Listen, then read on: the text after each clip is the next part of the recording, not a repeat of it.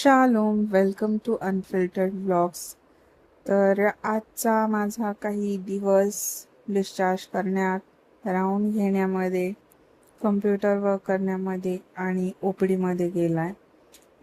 कसं आहे, सॅटर्डे आहे आणि वीक एंड असतो, त्याच्यामुळे खूप सारी गर्दी असते हॉस्पिटलमध्ये. भरपूर लांब लांबची लोक येतात, त्यामुळे खूप हेक्टिक दिवस जातो. आणि हे तुम्ही पाहू शकता, मी डिस्चार्ज कार्ड भरत होते. 5 डिस्चार्ज केले तसे मी आज. मॅक्सिमम असतात.